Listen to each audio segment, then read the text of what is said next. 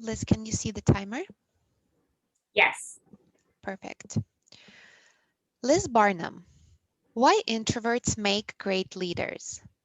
Why introverts make great leaders? Liz Barnum.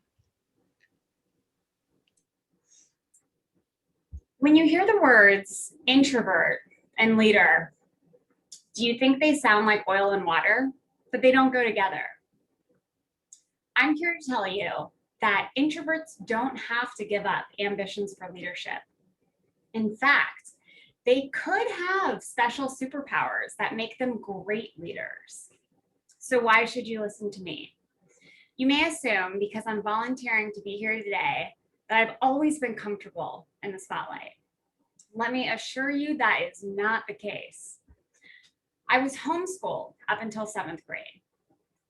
Once I went to a real school, I avoided public speaking like Trump avoids taxes. I never raised my hand in class, and I tried to dodge every presentation I could. When I started my first job after college, I was a research analyst at a bank. It was the perfect job for an introvert. I spent most of my time hunkered down alone, writing research reports.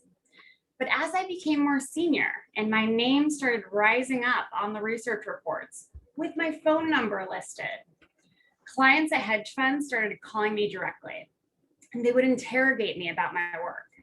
This was my kind of hell. So I started screening my calls. My phone would ring, my pulse would race, my face would blush. With shame, I would cowardly look around the room to see if my coworkers saw me screening my calls. I soon realized this was completely unsustainable and started looking for a new career path. I learned about product management, and I was drawn to the idea of working closely with a team to build products together. I thought this could be safe from public speaking fears because there were no external clients. Boy, was I wrong. Once I started as a PM, I soon realized persuading stakeholders is a huge part of the job. So I dug in my heels and tried to overcome my fears. I first tried to emulate my boss, a jolly extrovert who looked and laughed like Santa Claus. This style just didn't work for me. I then tried avoidance, finding any excuse to not present in person. This also didn't work because doing everything over email was completely inefficient. I then had this visceral, humiliating experience that woke me up to the need for much more dramatic change. This was my Titanic of failures. I was presenting my annual roadmap to my CEO. He asked a few startling questions. I got rattled, and my voice started shaking with insecurity. My nervousness was making everyone in the room uncomfortable. The engineering manager of my team gave me the saddest look of pity. He put his hand on my shoulder to stop me from speaking further, and he took over the presentation. Let me restate this because it's important. My colleague had to finish a presentation of my work because my speaking anxiety was so distracting. My communication wasn't amplifying my work, it was suffocating it. I felt like my ambition to be a senior leader was slipping through my fingers. How can I progress if I can't even present my own work? After a lot of sulking, my inner voice asked myself, have I really tried everything to overcome this? This all happened during the holiday season. So when New Year's arrived, my recent disgrace was top of mind. I felt there was a fork in the road.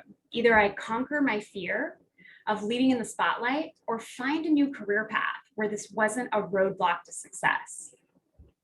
I used the time-honored tradition of a New Year's resolution to pose an ultimatum on myself.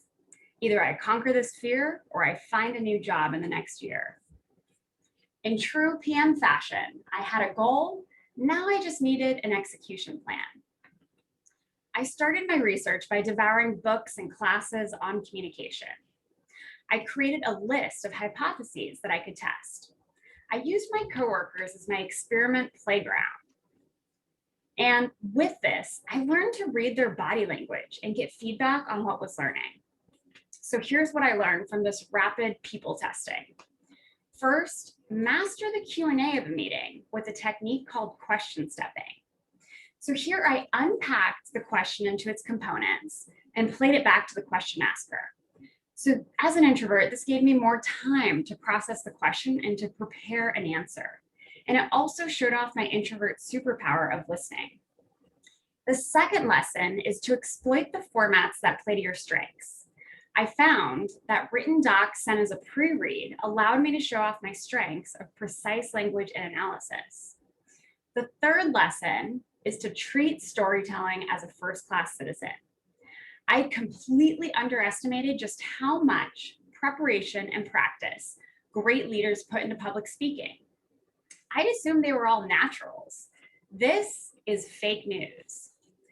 I learned great leaders need to craft content, tailor it to their audience, and practice, practice, practice. From these learnings, I created a playbook of what tactics worked for me as an introvert. And I can tell you, small changes like these can have a transformational impact. I'm now competent enough at leading in the spotlight that I get volunteered by my team to present on their behalf. This is a stark difference from needing others to step in to save me from the stage. My big takeaway for you is you don't have to be an extrovert to be a great leader. Introverts have so many strengths they bring to the table. They may look different from leaders you see on TV, but they can be just as effective, if not more. So I encourage you, if you've ever questioned whether you have the personality to lead, stop asking yourself if, and instead ask how. Take charge of your growth plan and begin testing different tactics to see what works for your unique superpowers.